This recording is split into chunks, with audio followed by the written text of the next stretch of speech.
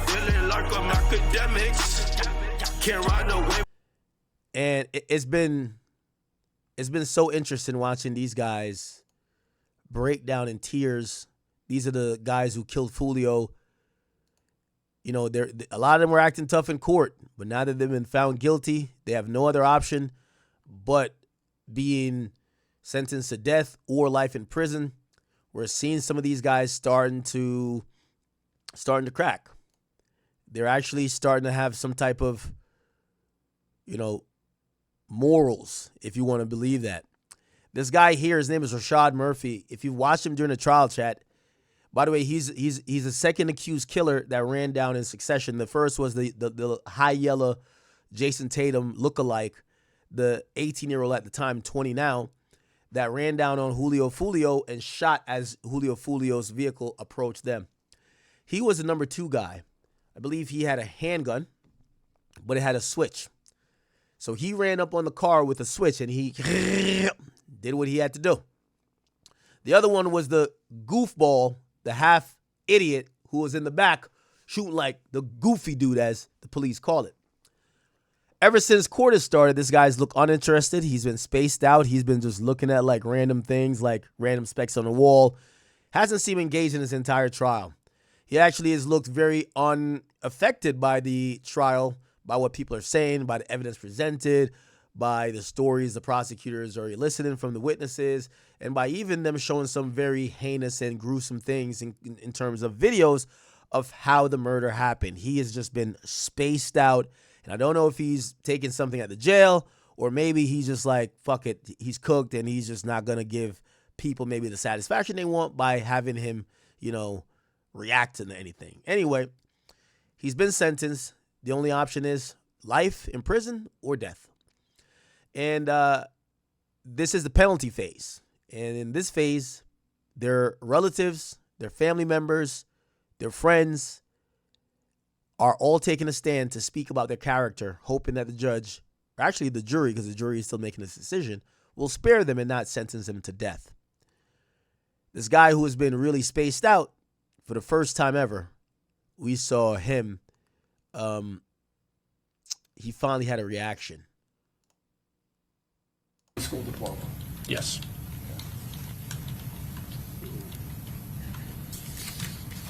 As far as his work as an adult, he indicated. Okay. He did drink alcohol. Did he drink to excess? Yes. Often? Yes. Okay. Now, I believe this is a father figure of his that is speaking, which is kind of very sad because as he's headed towards being a lifetime inmate, one of the only positive males that was in his life is now also serving time in the prison system. And, How did that affect how he acted when he would consume alcohol? It would affect him. Did you have the opportunity to observe? Okay, just look. We pretty much fought hard for him. Now, this guy was pretty stoic, and you'll see his face starts to change a little bit when there's a woman who spoke about him and basically admitted, hey, this guy was a good kid. He was a good person at a point. He was someone who was a good father. We don't know what went wrong. And that was the moment that he broke down. And I want you to watch. Remember, the whole trial, he hasn't looked the prosecutor or any of the witnesses in the eye. He's made little to no eye contact even with his own brother. He seemed very unaffected, very uninterested. But it appears that now that their own family is basically giving a eulogy to their life of them being a part of the family, and they're reminiscing about, man, I remember when we were kids, and I remember when he used to be this and be that. And it's like these guys who have chose a life of thugging and thuggery, they're like sobering back up to like, oh my God, like I fucked up. I threw away my life.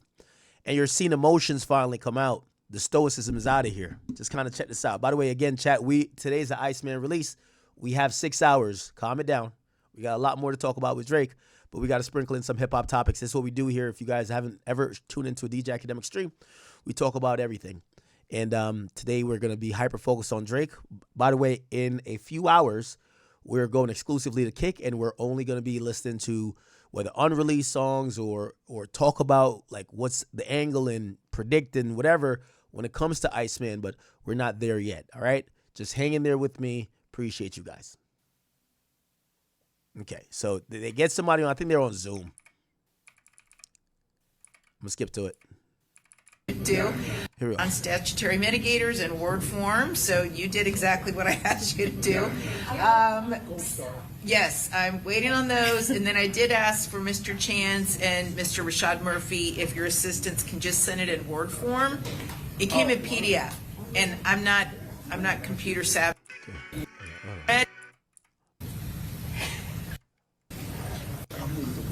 I think the jury's come back in. Jury's come back in. Okay, very good. Everyone have a seat. Welcome back in. And Ms. Toomey, on behalf of Davion Murphy, do you have an announcement at this time? Okay, very good. And Mr. Hernandez, as to Rashad Murphy, who's your next witness? Hazel Dickinson. Okay. Now, again, only time it hits this guy is when this is their first witness for him.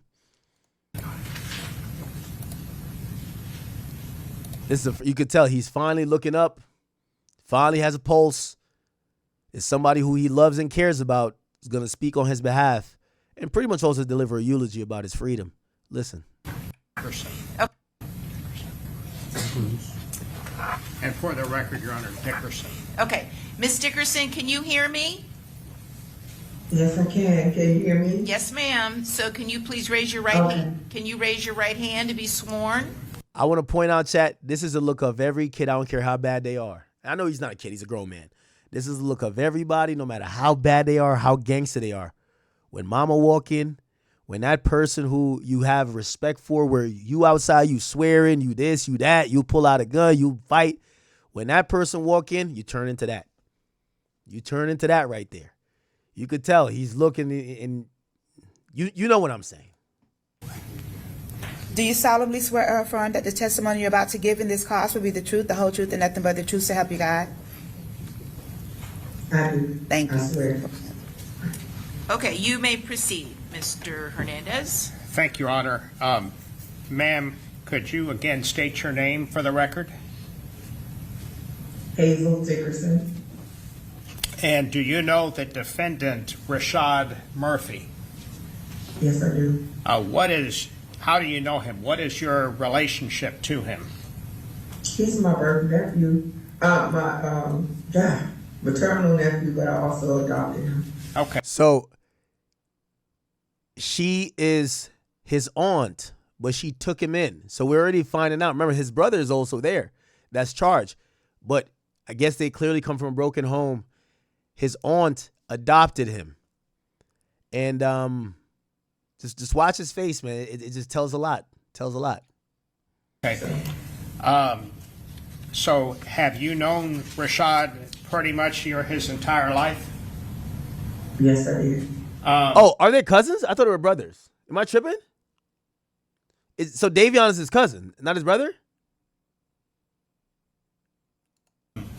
And can you describe, if we could talk first about the family, his parents, what do you know about his father?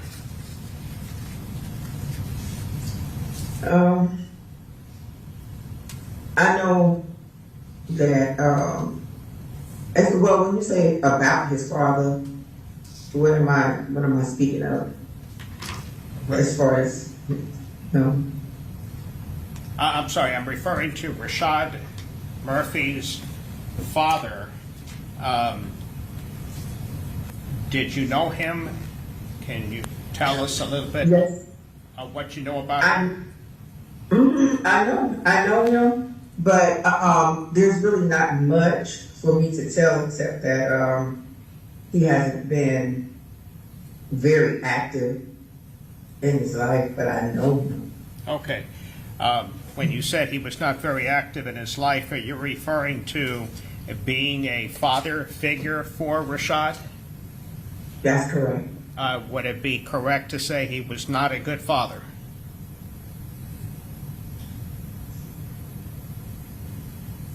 That's a tough call because all I just know is that he wasn't active. I don't want to say good or bad because that's categorizing someone that I haven't been around. Okay. But when you say not active, are you basically saying not involved in Rashad's life? Would that be correct? That's correct. Okay. What about You see, with every question he looks up, he's paying attention now. Rashad's mother? Did she have some drug problems? Yes, she did. And was there a time when Rashad was very young that he was actually placed in foster home? That's correct. And did you become aware that there were problems with the foster homes and him having been abused? We weren't aware of anything at first because they kept them away from us for a year, about a year and a half, so we didn't know where they were. And it was a family member who he saw in the store. And from that point is when we were able to get to the nitty gritty, get down to the nitty gritty of things. And Rashad is the person who, when he recognized his Aunt Peaches, he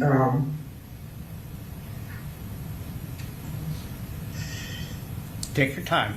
he pretty much fought hard for him and his brother to get out of their situation, and how he was able to subliminally notify anyone, we don't know, but that was something that he was able to do. And that's how we were able to get involved like we did, because they kept them from us.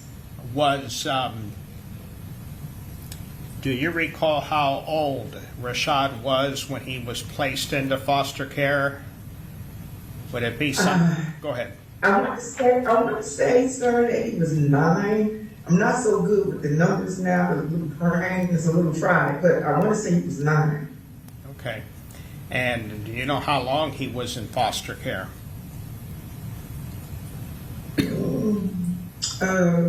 Roughly 3 years. 3 years. I don't want to be inaccurate, but it was a number of years, because a year and a half, once they got to us, were able to do visits. That you were not able to even see.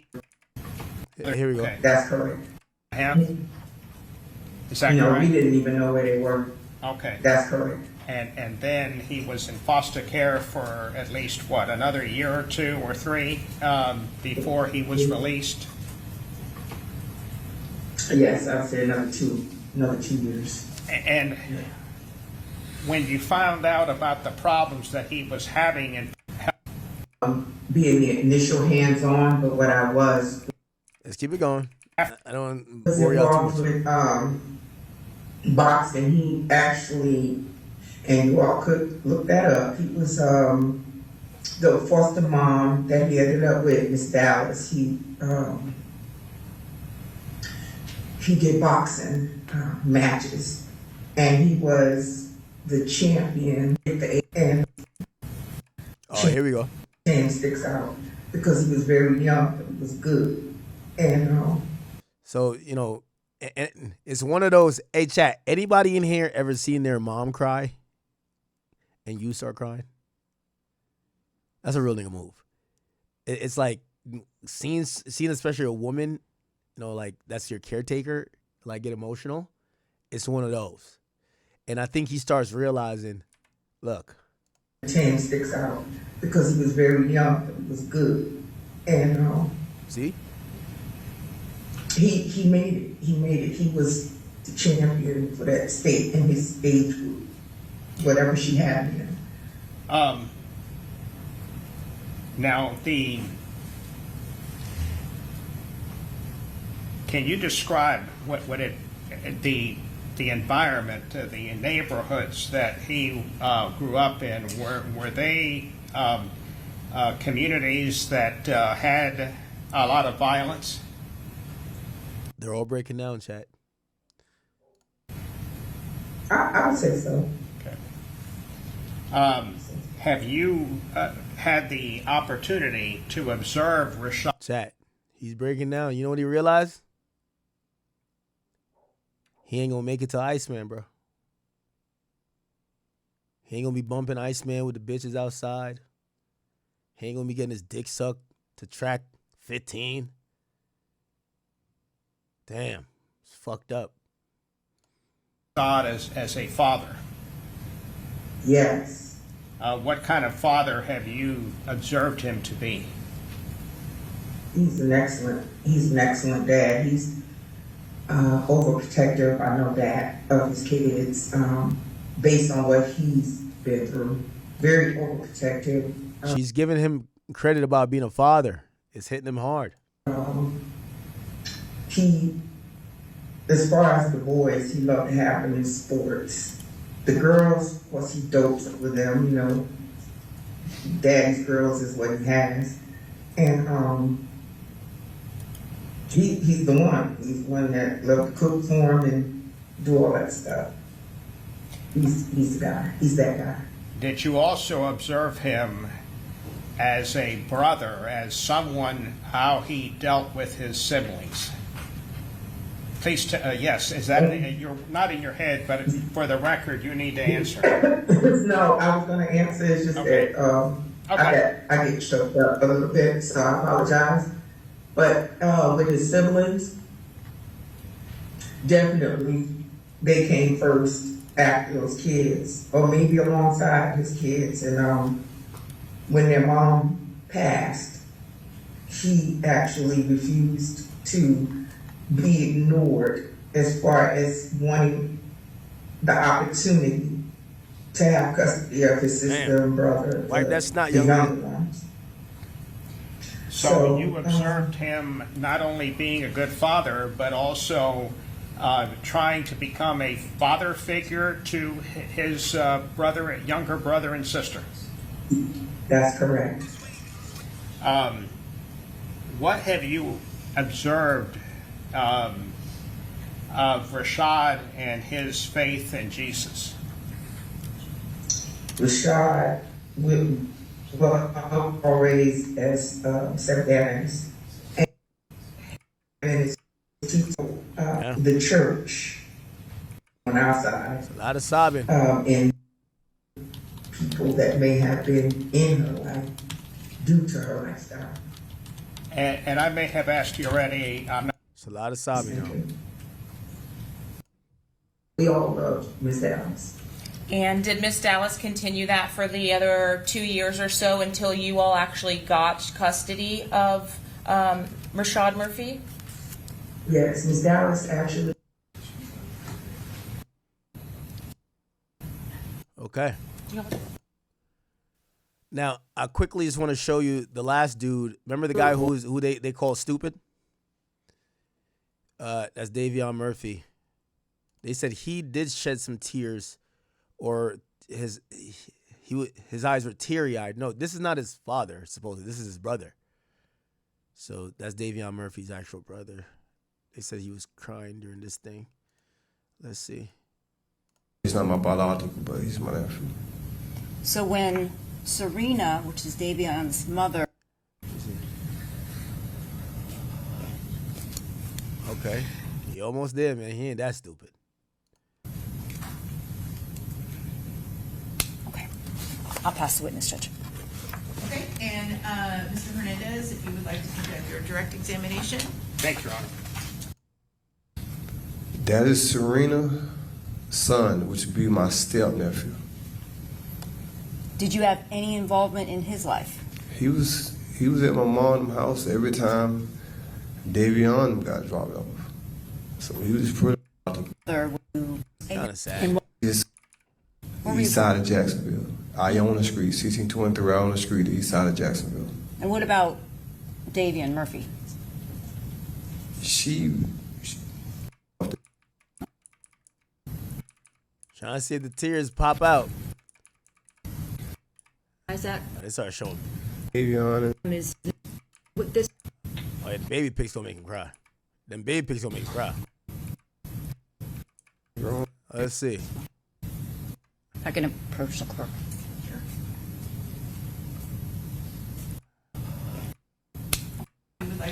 Good morning. Received Uncle Rich. Okay. you know, Oh, good. You don't got to She drag it. All right. stayed, but she All right. Home to be raised. Whoa, whoa, whoa, whoa, whoa, whoa.